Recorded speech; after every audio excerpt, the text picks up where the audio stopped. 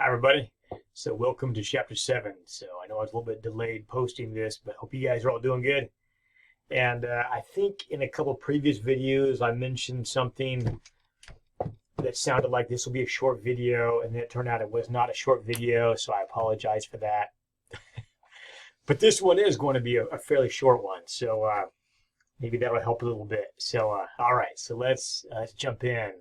Chapter 7. And this video is going to be focused on something you guys are working on already, which is looking at stereotypes of Asians and Asian Americans. And we're going to pick up that theme right here as well, too.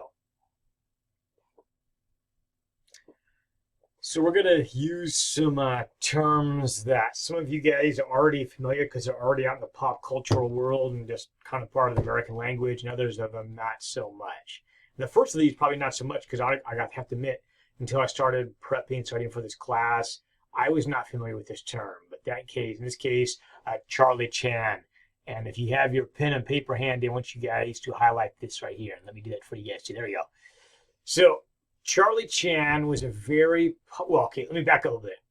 So Charlie Chan is a fictional character. He's playing a Honolulu police detective. Now, the reality is he's created by a man named Earl Durr Biggers for a popular series of mystery novels. And this appeared in movies, radio, TV series, stage, and even comics. So it became a real ongoing serial in multi-formats. And Biggers, who designed this fictional hero, it didn't come from nowhere, actually. He based it on a Hawaiian detective, a real person, Chang Apana. So Chang Apana was actually a real Asian Hawaiian detective, and that's Chang Apana right there in the middle. And that photograph, I'm not sure of the date of that photograph, but that's the real Asian American detective in the Hawaiian Police Department, I think in Honolulu. So he loosely bases his fictional character, his fictional hero, off a real Asian American law enforcement officer, in this case a detective. So that's kind of his general background, but makes him into this kind of super sleuth, very smart. He's not the kind of guy that's running around catching people. That's not what he does. He's a thinker. He's a planner. He's a detective. So his specialty is working his way through complicated murders and stuff and finding out who the real culprit is, and eventually bringing about that person's arrest. Now, why is this significant? Well, a couple things. The original person who actually played this role in the movies was actually an Asian American actor. I don't have a picture of him here, but when they first came out, they actually employed an Asian American actor to play that role. It didn't do so well. Maybe there's a variety of reasons for why that was. But in any case, when the Charlie Chan character becomes a major cultural phenomenon and a very popular part of the phenomena, there had been an important change. And the important change was you had a white actor, in this case, there are actually a variety of them. But the most famous of them was this gentleman here on the left, and that's Warner Oland, who's playing Charlie Chan. Now, he's Caucasian, but ostensibly he's presented himself as Charlie Chan. In this case, it would be a Chinese American. So they tape his eyes, they try to tweak him a little bit. He talks in a stereotypical kind of Asian American immigrant kind of Asian feel to it. You guys can probably get a picture in your mind what he kind of talks like. By the way, you don't have to wonder. These films were very popular. You guys can go to YouTube. In fact, for extra credit, I recommend it to you guys. Go to YouTube and just put in Charlie Chan on YouTube. There'll be whole movies there you guys can watch. And you can see what's coming up next, which is the complicated legacy of the Charlie Chan's character.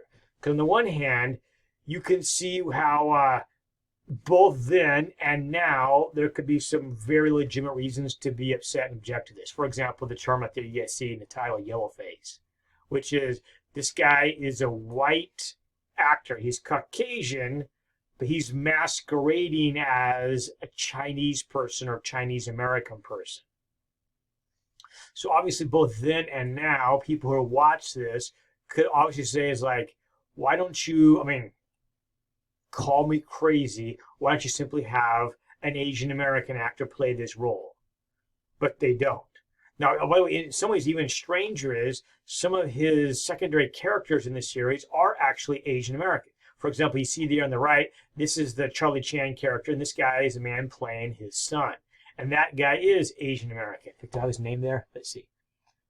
No. But that guy is Asian American. And there are other Asian Americans in the movies they made, in the TV series they made. So it's not like they don't have any, they do. So some of the actors and actresses, or I can use it, whichever, but they play the Asian American roles.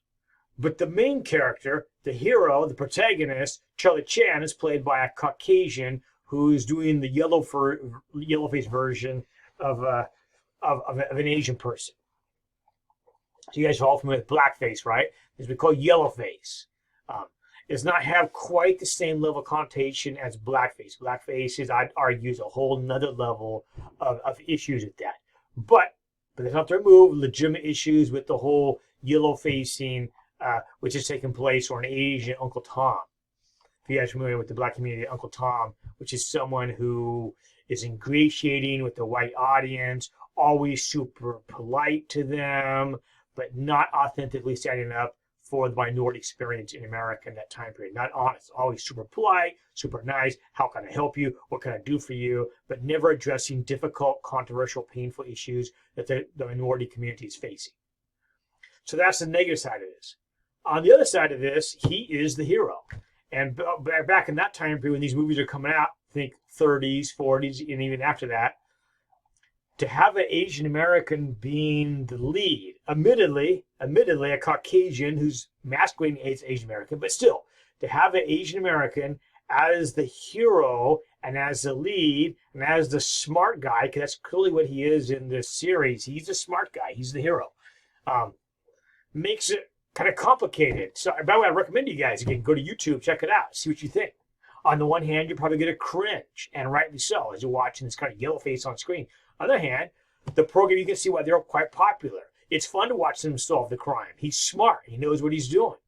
So even now, there's a split. By the way, both then and today, the response of the Asian community to the Charlie Chan varies from person to person. Now, everyone's saying he shouldn't have been played by a white guy. That's pretty clear, both then and now. But does that mean they wouldn't want the series? And that's another question. By the way, some people, the answer would be yes, we don't want that series. I don't want to perpetrate this stereotype of this kind of, this yellow face, this Asian Uncle Tom. But on the other hand, people said both then and now, and this is within the Asian American community, obviously there's problems, questionably, but I wouldn't want him to go away because in that time period, he was one of the few Asian American heroes, I'll bet, not really Asian, but he presents himself as Asian, so everybody sees him in a sense on the screen as being Asian, and he's smart, and why wouldn't we want that attached to our community? And his tapping into Chinese wisdom and all that stuff. Again, there's some stereotype stuff going on there, but there's also some respect going on there too, that there is a lot of wisdom in the Chinese historic tradition. And so I don't want to throw all that away. So it's really an interesting kind of mix of both those things. Of, on the one hand, being an Asian hero, smart, clever, finding his way, finding the culprit.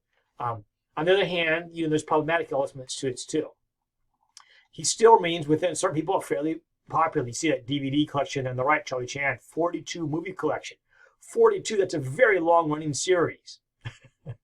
So it lets you know the cultural impact of Charlie Chan and its kind of dual mixed legacy, which is what I want you guys to take away from that dual mixed legacy. On the one hand, smart Asian American hero, but then also yellowface. And the main character, ironically, not Asian, although some of the side characters and secondary characters are Asian in the series, as you guys will see if you watch one of his movies on YouTube.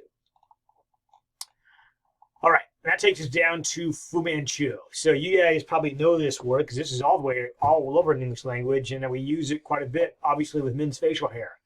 Called a Fu Manchu, and you can see that there on the right. The stereotypical Fu Manchu is that kind of very thin mustache drooping down. There could be a beard attached to it, or there might not be. Most famously, it's referring to just the mustache itself. And then you can steal there of the original source of this, which was a stock character, this kind of Asian supervillain, known as Fu Manchu. And he's this, again, kind of stock Asian supervillain. He's very smart. He's a scientist, but he's an evil, mad scientist. And this appeared in a whole series of books, movies, comics, etc. And you see some examples of that. Now, by the way, you guys probably know what's coming. Surprise, played by a white guy. Yeah, surprise. Didn't see that coming. But yeah, Boris Karloff is probably the most famous of these. You see the actor right there, who, by the way, is a very well-known actor, playing the Mask of Fu Manchu back in 1932. That's the publicity still there on the left. Now, also the whole series of books and comics come out too. You see some examples of that by Sax Rohmer there. See the mystery of Dr. Fu Manchu, the insidious Dr. Fu Manchu. This would lead to, again, a whole series of novels and then movies and so forth, radio, comic strips, etc. Really goes on for the next 90 years. And I'd even say to some degree, even more recently, isn't like Showdown Little China, for example. You know, there's a whole variety of things you guys could find, even into fairly modern times, that play on this kind of Asian, evil, supervillain, mad scientist kind of individual. Now, what do you do? So this one, I suppose, is more clear-cut in a sense than what you get with Charlie Chan. Here, I'm going to highlight this for you guys because you guys want to write that down. There we go. Okay, there you go. So, the Fu Manchu, again, on the one hand, I guess, trying to look at its culture, what do you do with this? On the one hand, he is obviously a scientist, so in the context, he's seen as very smart. But he is a mad scientist. He's also a supervillain. So he's very threatening and dark and dangerous. And so the idea of, again, one of the relatively few reoccurring, quote, Asian roles, I put quotation marks on Asian, one of the few recurring Asian roles is as a mad scientist, an evil mad scientist who's a supervillain. Now, by the way, if you guys are big fans of Marvel or, or DC, whatever, villains are not limited to any ethnicity, and I guess shouldn't be, So the fact that there's an Asian supervillain, that's fine. Because in real history, there was some Asian, I wouldn't call it supervillains, but villains, there's no doubt about that. Genghis Khan, First Emperor of China, Mao Zedong, etc.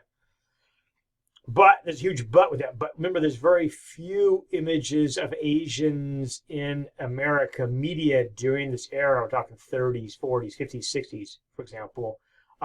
And so if the very few images you have, one of those most common stock characters is a Fu Manchu type character. Again, I don't think a problem with that per se, but the fact there's so few other kind of options leads a certain level of cultural impact in the United States, thinking of Asia, could be Asian Americans too, and labeling them in a sense with this caricature of a supervillain of Asia or scientist being, again, a negative force in the world. I don't want to go that too far. People weren't dumb back then in the 30s, 40s, 50s, 60s. But again, the cultural power of this, you also don't want to discount it. Of course, people know this is fictional and it's entertainment, yes. But when there's very few other counter narratives, you can see why this be problematic during that era and to today.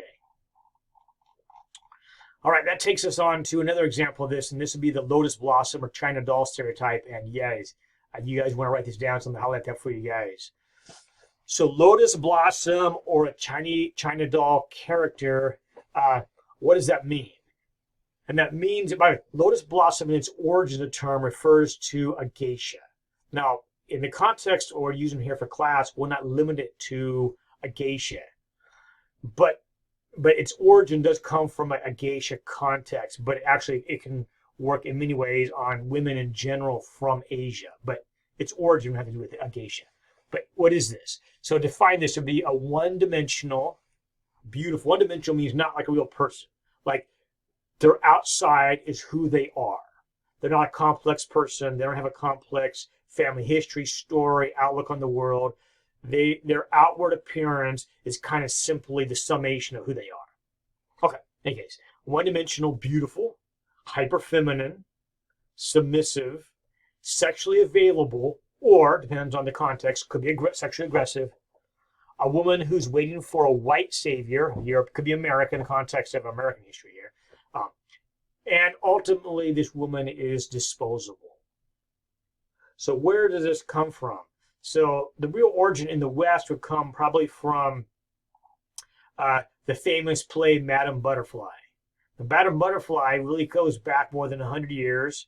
Uh, it was an opera initially, first performed in 1904 by Italian co-creator and creator of the new musical. Let's see, where is it?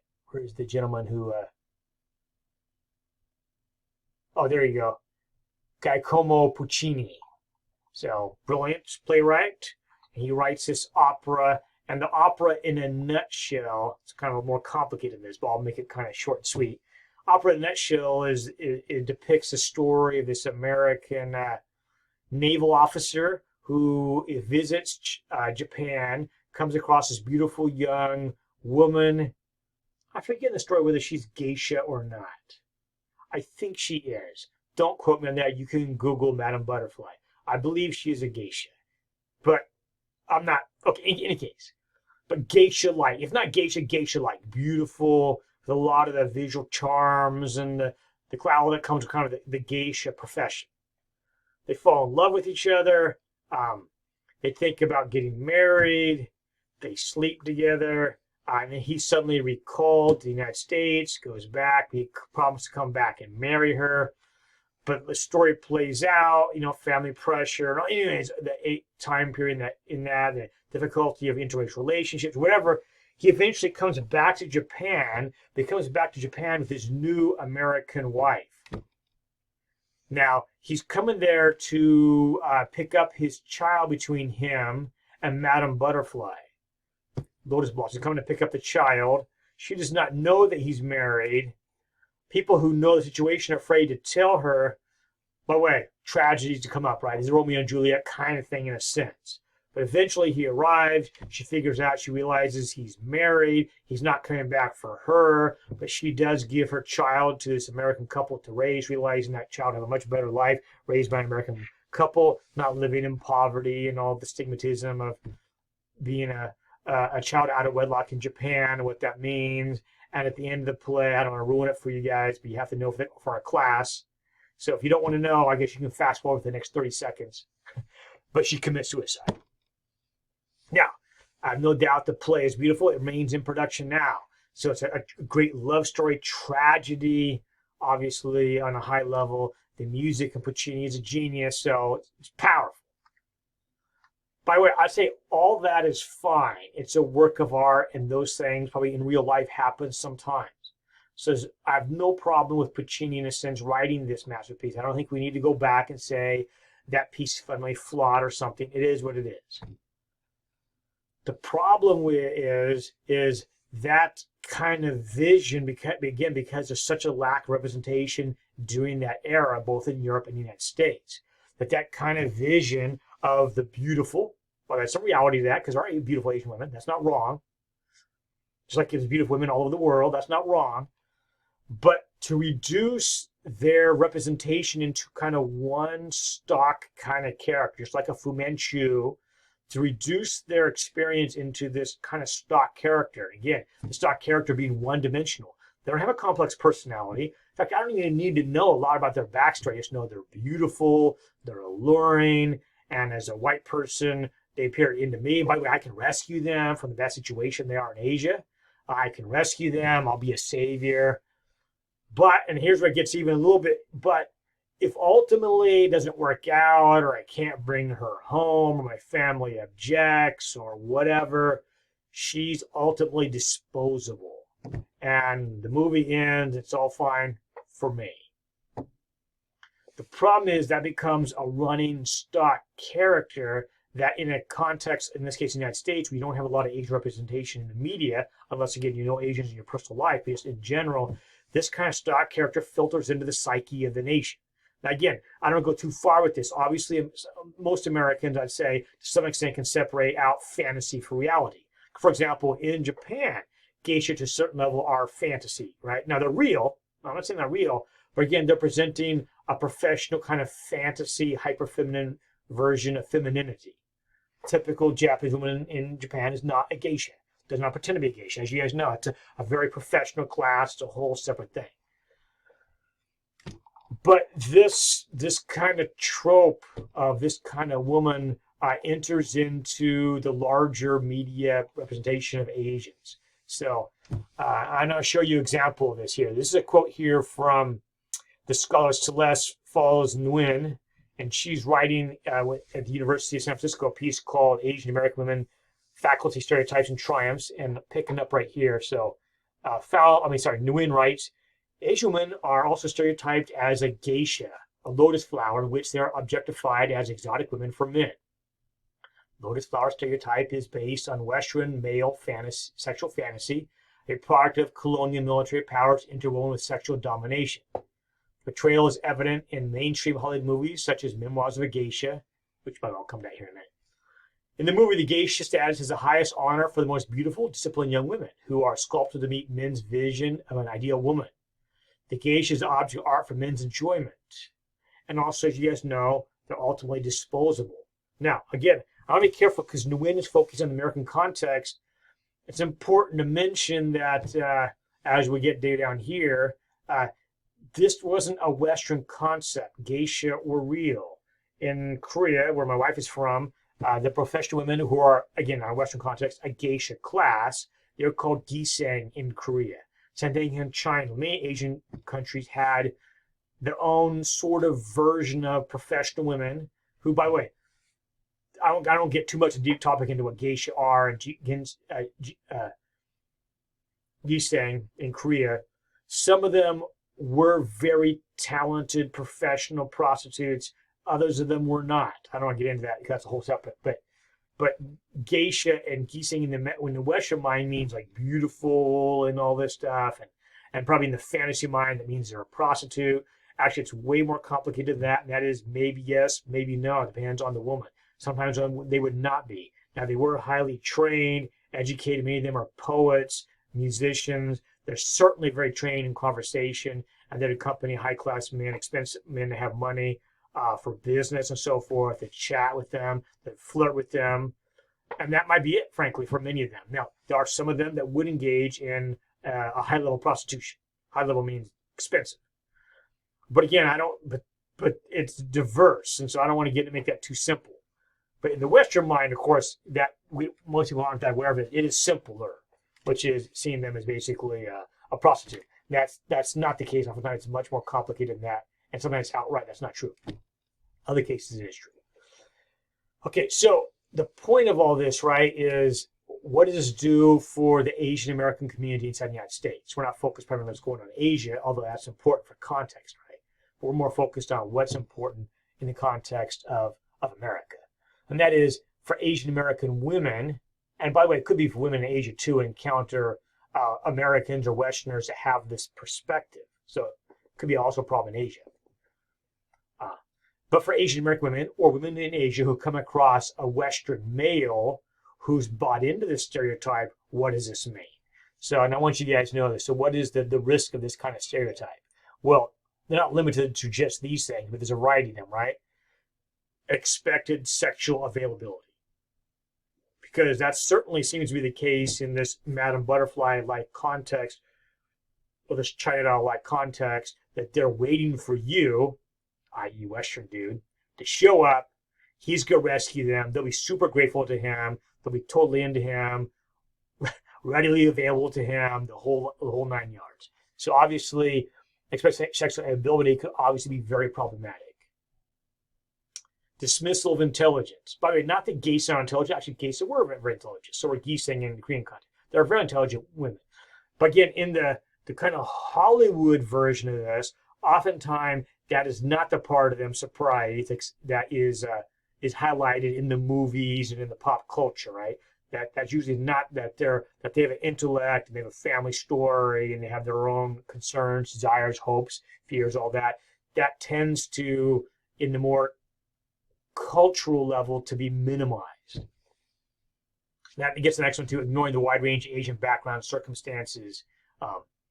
The idea of kind of like a geisha girl applying like somehow generally in Asia. Obviously, geisha is very specific to Japan only. Although again, there are different versions of that role in many other Asian nations, but they're not geisha, right? And to be called geisha or infer the geisha, that's not their history. That's not their background. That's not who they are. So that's also problematic. You see a fantasy projection of a relationship, again, from the Western perspective, that these women are just waiting for me to arrive to rescue them. Problem. And finally, disposability of, right? That in a lot of these stories, at the end of the story, often tragedy ensues, and oftentimes the main heroine, and she's a heroine, so that's why it's kind of complicated. She's the heroine, often also usually is in some ways the protagonist of the story, but she's also the victim of the story because she is disposable and usually does not live to the end of the story. Example, that would be Miss Saigon, which also, again, a very famous popular stage production built in many ways after Madame Butterfly. Context has changed, and it's evoked in this case, context of a U.S. serviceman and a South Vietnamese young woman. But it does end, surprise, in tragedy. That's a still from Madame Butterfly. Both these plays, by the way, are ongoing. And again, I don't have a problem with that. I don't have a problem with it because these do reflect a certain reality of young men in war falling in love with a national for one of the countries where they're stationed. These things happen. So I have no problem with either one of these plays continuing to be performed. The only issue is, again, that historically there's been such limited representation. You guys know what's coming, right? That the American public swallows this in this simplified, reduced kind of form when the reality is far more complex and only a tiny, tiny percentage of Asian women actually would even be in these roles, not to mention all the complexity that involves. So if you arrive in Japan and think, my Japanese girl is going to be a geisha, no, she's not. Well, I'm not saying that's impossible. Extremely unlikely. And if you go to any other Asian nation, is my girlfriend going to be a geisha for you? And the answer is no. That's Japan. And that's a tiny, tiny percentage of women in Japan, too. And they're probably not into you. All right. Now, these other movies are a little more complicated. I mentioned two of them. I'm going to leave it. So that movie on the right is called Sayonara. I'd recommend it to you guys for extra credit, or maybe you watch it for a movie assignment, and you get a little idea what we're talking about. Again, you'll see kind of what we're talking about that. Now, this movie, I don't want to give it away, but it is not the tragic ending like Madame Butterfly or Miss Saigon. So maybe Hollywood's trying to go a different route with that because it's not. But in this case, a U.S. serviceman, in this case, Marlon Brando, falling in love with, actually, she was a Japanese-American woman. She's actually still alive. I just looked her up a couple of days ago, so it's amazing. She must be in her 90s, I believe. Maybe 80s. I have to look her up again. Maybe 80s. Marlon Brando, as you guys have been gone for a while. Maybe she's 80s, but in any case. And in full disclosure, I watched this movie back in, I saw Sayonara back in, 91 or 92. I liked it. That's romantic. My girlfriend was over in Korea at the time. I was missing her. I was back in college like you guys are. My girlfriend is 5,000 miles away. There was no Skype back then, no Zoom. We called once a week. I missed her badly. Letters and brief, expensive phone calls was $1 a minute. So I was desperate for any kind of media representation of an interracial relationship between an American and an Asian woman because I want to, I didn't see a whole lot. So I wanted at least in Hollywood watch that. I never watched this movie and I liked it. Now, obviously 1957 is way, way removed from 1991 or 92 when I saw this. And Asia's changed profoundly since then. But, there's a romantic part of me. I liked it. This is my girlfriend. Obviously, she is not Japanese, doesn't wear a kimono. None of that's true. So that didn't ring a bell at all. But just the fact of kind of East-West love, yeah, I'm a romantic. I kind of dug it. Now, thinking back about it, I still think it's a movie I recommend. But again, if you watched it with, in 2022, you go back and look at it like, I thought about some of these things now, but now that I think about it a little bit, I can see. By the way, I'm not trashing that movie. That's not what I'm doing. I'm just saying you can see multiple layers simultaneously. It's a wonderful love story. I don't want to give it away. Probably a happy love story, maybe. But you can see some issues with that too. And Much more recently, some of you guys might have watched this, Memoirs of a Geisha. That movie did very well. And the book came out, did very well. And the movie came out in 2005. In fact, some of the stuff you guys watching mentioned that. Now, that does not focus on an East-West relationship. That's not what's going on in that movie. And that movie is set in Japan, and although there are some brief appearances of some American military personnel in there, they are not the main focus of that movie. That's not the love story. That's not the issue. It's set in Japan, so love stories between Japanese folk. Although the irony is, and this you saw this in the video you guys watched earlier, the three main actresses which play the three most important geisha in the story, actually they're all Chinese. I don't have a problem with that, but yeah, I don't have a problem. I don't have a problem with that, but you can see why that could be sensitive, right? So that brings up other issues, and just the fact also in the American audience watching that movie, because that movie was made primarily for a Western audience, in case you're wondering. It's a Western audience that movie is made for, and that's not problematic in a sense. I have no problem with that.